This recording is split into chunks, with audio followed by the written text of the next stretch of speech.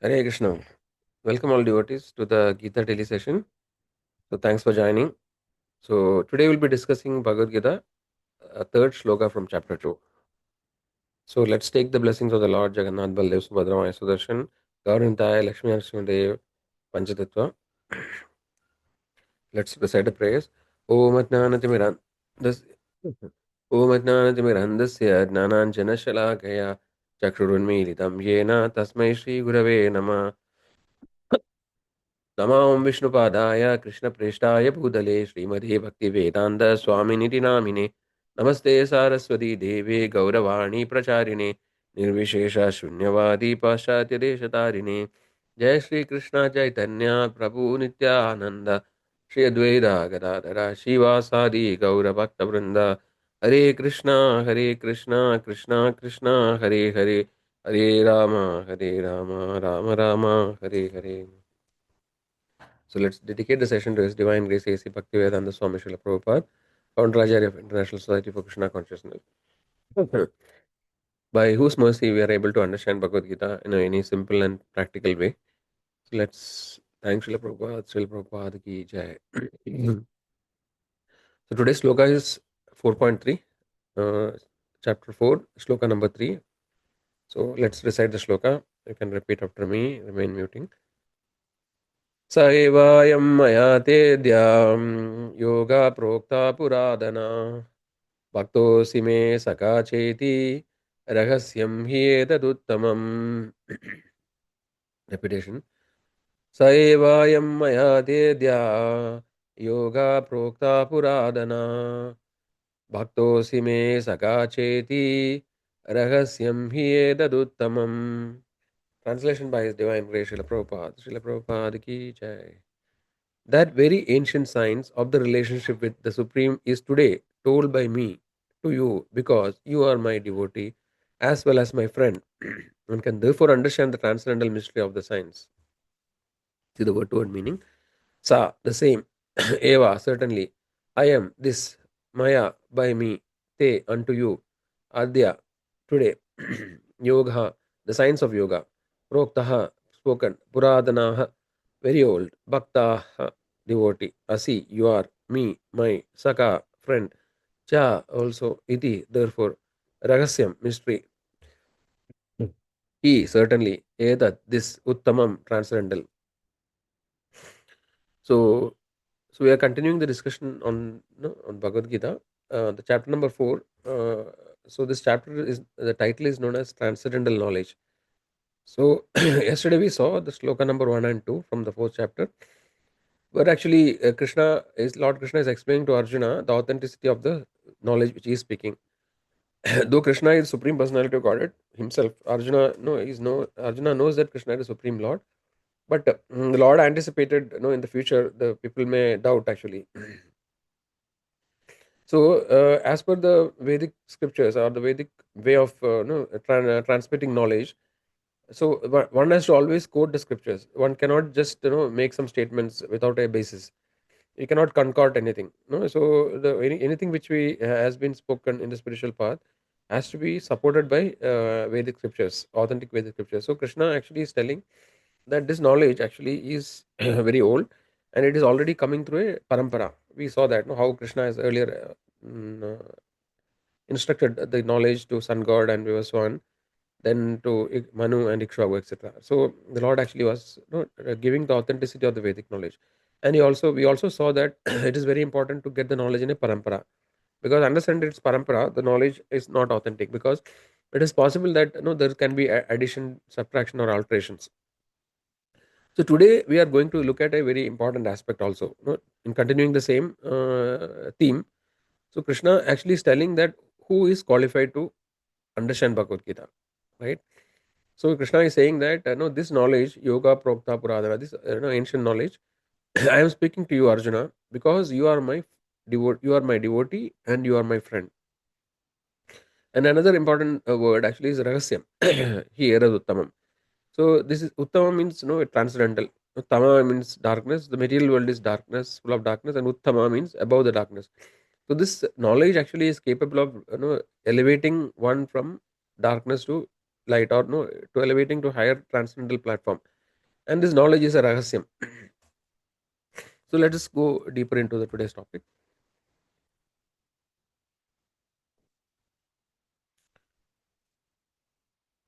So why Krishna is telling it's a rahasyam? Because Bhagavad Gita, no, and the Vedic scripture is available to anybody, right? Bhagavad Gita, anybody can purchase Bhagavad Gita, no, by if you have a small amount of money, and you can read it. But actually, why Krishna is telling it's rahasyam? Because this knowledge cannot be understood by scholarship. No, like suppose you are a Sanskrit scholar or you are a learned person, but then that is not necessarily the qualification for understanding Bhagavad Gita. You may superficially understand Bhagavad Gita. Right. As we know, there are no many hundreds and thousands of editions of Bhagavad Gita. No, various people have written commentary, but we can see that only few authorized Bhagavad Gita can bring transformation in the life. So the proof of the knowledge actually is the transformation that happens in the life. Right? Many people read Bhagavad Gita, many have Bhagavad Gita at their home, but then we don't necessarily see that their life is transformed, because the real person the person who really understood Bhagavad Gita will transform his life. No, he changes his perspective and his activity according to the knowledge he has acquired. But on the contrary, if you read Bhagavad Gita and then you just continue as usual, or you try to concord it and try to twist it to your convenience, then there is no effect actually of Bhagavad Gita. So the point is that so if somebody has understood Bhagavad Gita sincerely or correctly, then they should be following the example of Arjuna. Because Arjuna in Bhagavad Gita, we see in the subsequent chapters that the most important qualification of Arjuna is that Arjuna is a bhakta or a devotee, right? And Arjuna accepts Krishna as the supreme personality of Godhead, right? We can see later chapter Krishna, Arjuna says, no, he says that Param Brahma, Param Dhamam, Paramam Pavitram, right? Like that he say Bhavan. So, so Arjuna accepts Krishna as the supreme personality of Godhead, right? And then he actually is a devotee of the Lord, and also is a friend. So that actually these are the two qualifications. So for us also, if we are serious or interested in really understanding Bhagavad Gita, when we say we are understanding Bhagavad Gita, it actually means we are understanding the essence of all the Vedic knowledge, right? We have been discussing this topic last few days. So Vedas actually contains various sections. It also has sections of how to become prosperous in the material world, how to go to higher planetary system.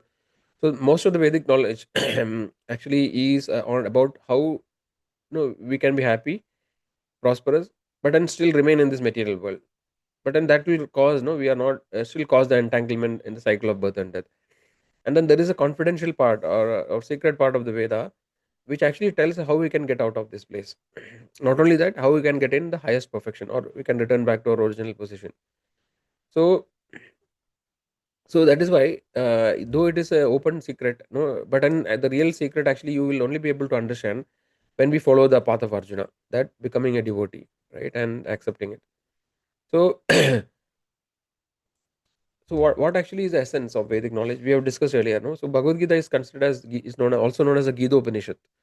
It is also considered as the essence of all the Vedic knowledge, the cream of the Vedic knowledge. So we have seen that shloka earlier, how Vedas are considered like a calf, and the milk or the cream of the Veda is actually Bhagavad Gita, and Arjuna is the calf.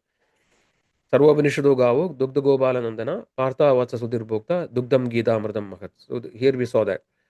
And in 15th chapter of Bhagavad Gita, 15th shloka, Krishna says to Arjuna, Vedesha sarve rahameva vedyo, Vedantakrit Veda videha cham. What it means is that the purpose of knowing all the Vedas, right, is to understand who Krishna is. Because when you understand who Krishna is, you automatically also understand who we are, who am I, right? And what is the relationship between the Jiva and the Paramatma, right? So, so the point is that if somebody read all the Vedic, claims that he has read all the Vedic scriptures, has read Bhagavad Gita, everything, Upanishads, but then he has not come to the conclusion that no, Krishna is the supreme, right? And I am a part and parcel of Krishna. If he is not able to come to that conclusion, then we cannot say that he has understood Vedas. No, he did not understand anything. His knowledge is useless. But on the contrary, even if somebody did not read any of the scriptures, but he came to the conclusion that Krishna is the source of everything, he is the supreme personality of Godhead, and I am is part and parcel, then we can understand that that person has understood the essence of all the Vedic knowledge. So similarly, Brahma Samhita actually says, Vedeshu durlabam adurlabam atma bhaktau. Right? So it says Vedeshu durlabam. So even though Many people may read entire Vedic scriptures, but then they are not able to find Krishna, or no, they are not able to understand who is the Supreme Lord. So that is why it is mentioned Vedeshu Durlabham. No, it is Durlabham. But then he says Adurlabham Atma Bhakta. For Atma Bhakta, one who is a confidential devotee of the Lord, is Adurlabham, is easily accessible. So this is no, this is the same point we can understand that how the confidence knowledge is confidential, right? And also we also saw that Vyasdev, who is the compiler of Vedic scriptures, he actually has written Srimad Bhagavatam, Bhagavata Puran at the end of at the maturity of after writing all other scriptures, he was not feeling happy, and then he's Narad Muni tells Vyasdev that no, though you have described various things in Vedic scriptures, how people can be prosperous, happy, etc., you are not given the true essence, because this knowledge which you have given until now is still confusing. It can be confusing for the general public. So then after that, Vyasdev actually wrote the Srimad Bhagavatam, which is the national commentary on Vedanta Sutra. So we can understand that. So the essence of all these things, the essence of all the Vedic scriptures is to develop our lost relationship, is re-establish our lost relationship with the Supreme Lord, right? So that we can actually again return to our original constitutional position. In Bhagavad Gita 18th chapter 55th sloka, Krishna says, Bhaktyama Abhishanati. So Krishna says that I could be understood only by bhakti. Bhaktyama Abhishanati. Yama Nesha Tattva, right? Tado Mam Tattva Nata Vishadedat Anantaram. So Krishna says that only by bhakti, only by pure devotion to me, I could be understood. Right? And second, another shloka, 7th chapter 25th shloka, Krishna says, Naham Prakasha Sarvasya Yoga Maya Samavritam. Right? So here actually Krishna says what it means is that Naham Prakasha Sarvasya. So I am not revealed to everybody. Right? Naham Prakasha Sarvasya. Yoga Maya Samavritam. Why? Because I am covered by Yoga Maya. So Krishna has different energies. He has internal energy, external energy, etc. So the Yogamaya potency is one of the energy of the Lord. So this Yogamaya actually covers the Lord, and Lord actually is only understood when the Lord Himself reveals. So when Lord decides to reveal, then the Yogamaya curtain is removed, and then we are able to understand Krishna. So from all these things, we have to understand what the summary is that the essential spiritual, the confidential spiritual topics cannot be understood by mere scholarship or intellectual knowledge, right? Because this is something transcendental. It is not directly perceivable by our senses. It's beyond our sense perception. So it can only be understood. Krishna himself, the Lord himself is saying who can understand this. So we need to be very clear what is a qualification to understand Bhagavad Gita. Right? So that is the essence of the topic we are discussing today. So, and who is a devotee, right? The question may arise. So, so of course, okay, no, we are saying that no, a devotee can understand the Lord. So, who is a devotee? So we can see that there are so many billions of people in this world, right? Uh, and then in that actually very few people are interested in spiritual topics, a very small percentage. And of the few people who are interested in the spiritual topics, only few are serious about it. Only very few tries for liberation. Only few of them think that I want to get out of cycle of birth and death. Right? Majority of the people are under the illusion of Maya, and then they are always trying to find ways to enjoy the material world. But only few tried for liberation. And of all the few people who try for liberation, only few understand. No, only few attain liberation. Achieving liberation just by thinking that I want liberation, you will not be able to achieve. So only few attain liberation. Of the few people who attain liberation, only few understand the truth, absolute truth, in the right way. And of all the people who understood the absolute truth, only few are devotees of the Lord. So basically, a pure devotee of the Lord is very, very rare. So devotee means one who follows the path of Arjuna or other devotees. So when we read Srimad Bhagavatam, we can see many great devotees like Ambarish Maharaj, Prahlad Maharaj is considered one of the greatest devotees. So when somebody follows the footsteps of the devotees mentioned in the Puranas, then actually we also can be considered as a devotee. So a devotee means he has absolute faith in the Lord. No, he clearly understands that the supreme personality of Godhead is Sri Krishna. He is the source of everything. Everything comes from him. He is a supreme controller, and he actually the devotee tries to develop the relationship, a loving relationship with the Lord, right? So basically, there are five kind of relationship which are mentioned, with it Bhakta can have with the supreme Lord. So they are like Shantarasa, Sakirasa, Vatsalya, Madhurya, like that. There are five. uh, Shantarasa. Mm, so Shantarasa is the neutrality, relationship with the Lord in the neutral form. Then Sakya. Sakya is a friendship. Then Vatsalya. Then no Vatsalya is actually the parental relationship, like Yashoda and Nanda Maharaj had with Krishna, right? Then there is a Dasirasa, which actually is a servitor relationship, like a Lord, like Hanuman with Lord Ramchandra. Then there is Madhurya. Madhurya is the topmost, of all the relationship. It is a sweet, loving exchange with the Lord, like with, for example, the gopis, Srimati Radharani, or the queens of Dwaraka. So this is the Madhurya Rasa. So a devotee can develop a relationship with the Lord in any of these five rasas, right?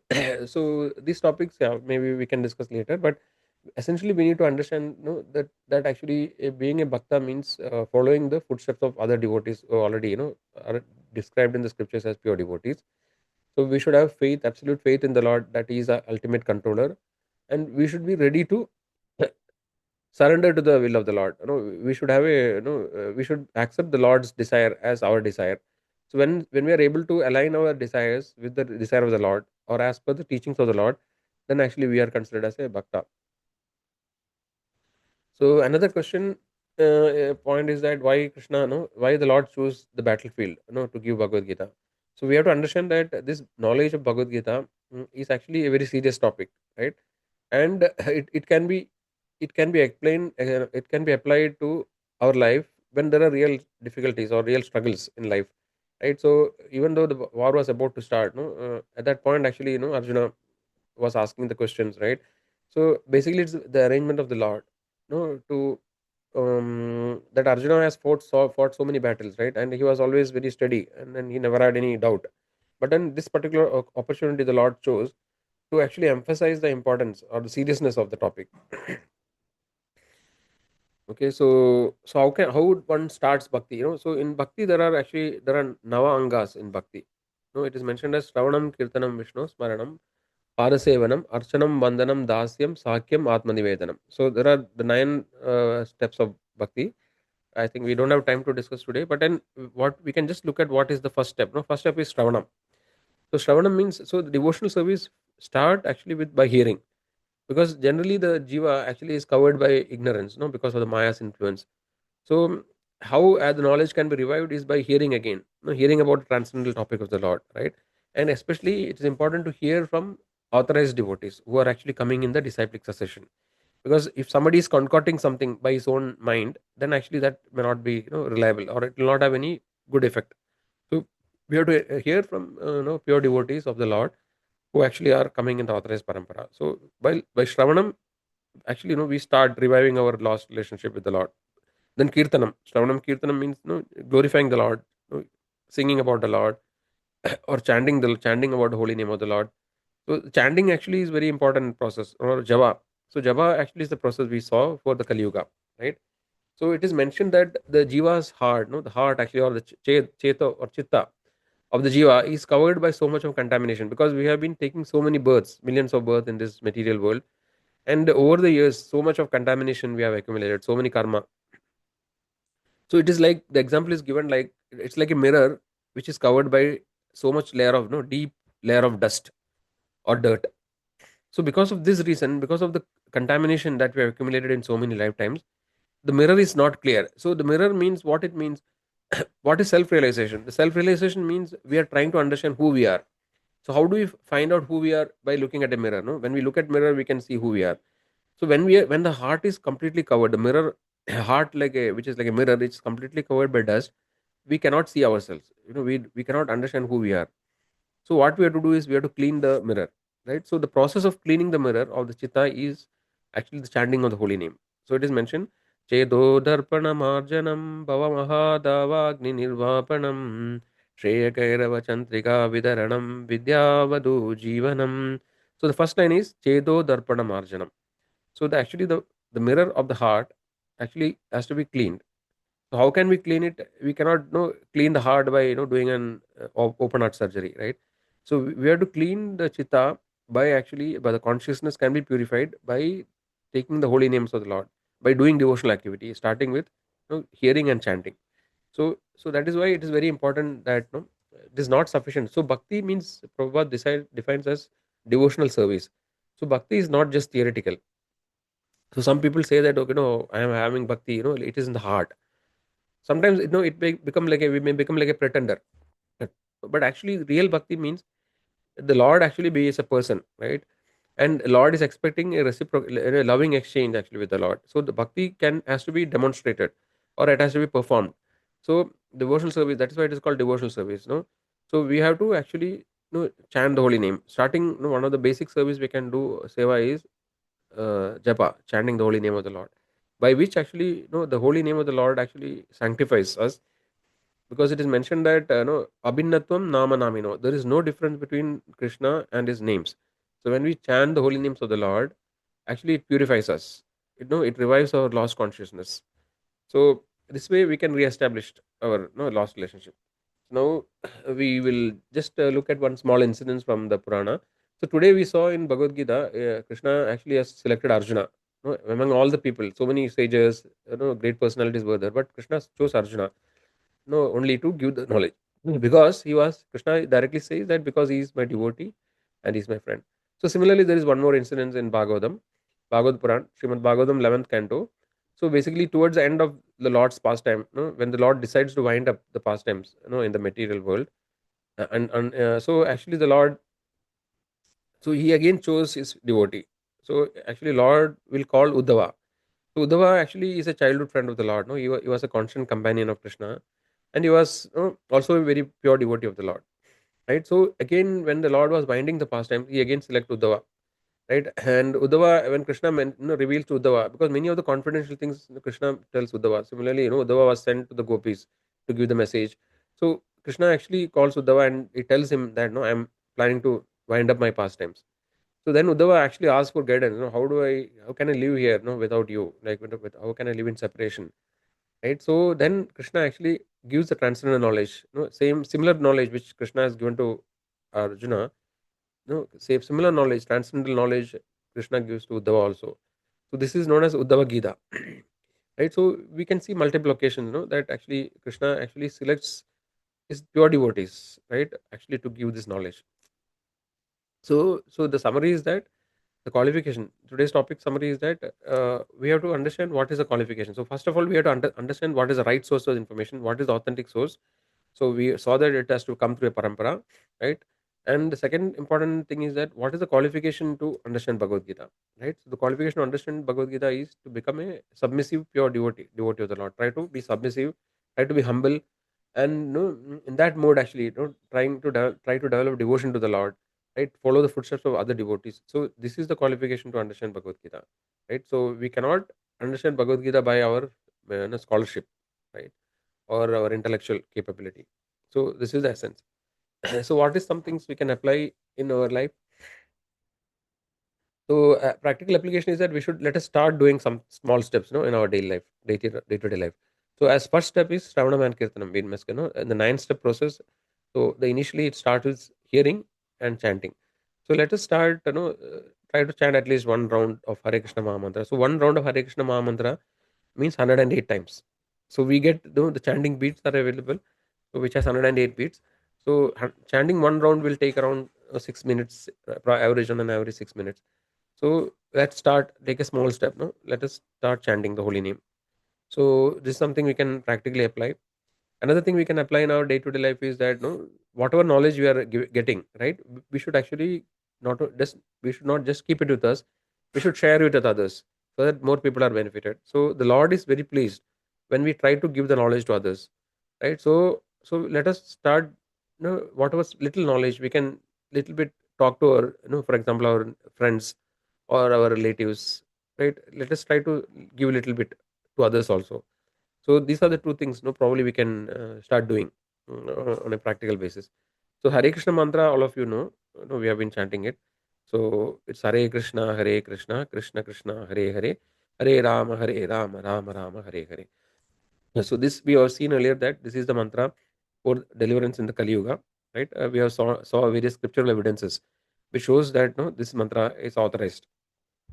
So let us start actually, let us try to become a devotee of the Lord, pray to the previous acharyas, and then start taking small steps, right? Because just theory will not help now, so we need to start practicing.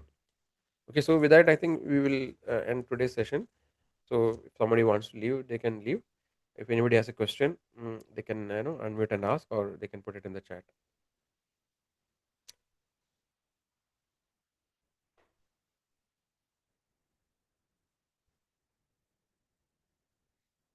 So if there are no questions, we will can end here. We'll meet tomorrow again.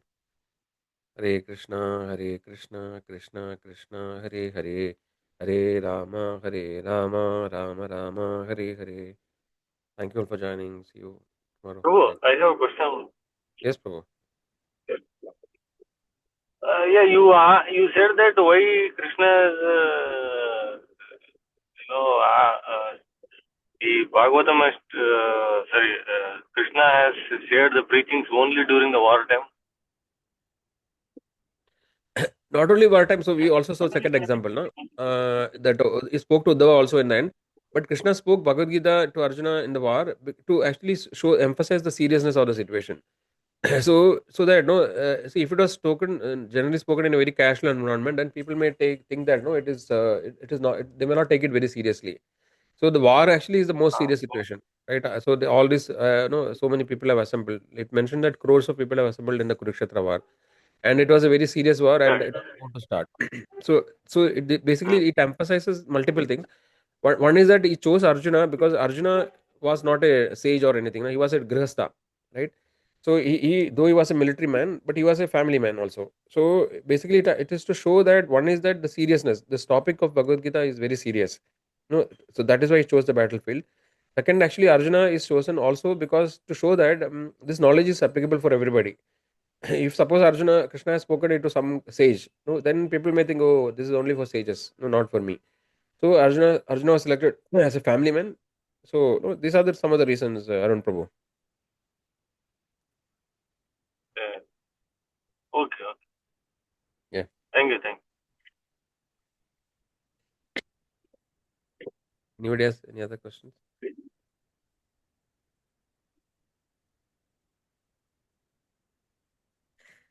Okay, then we'll end today. Thanks all for joining. We'll see you again tomorrow. Hare Krishna, Krishna Krishna, Hare Hare, Hare Rama, Rama Rama, Hare Hare.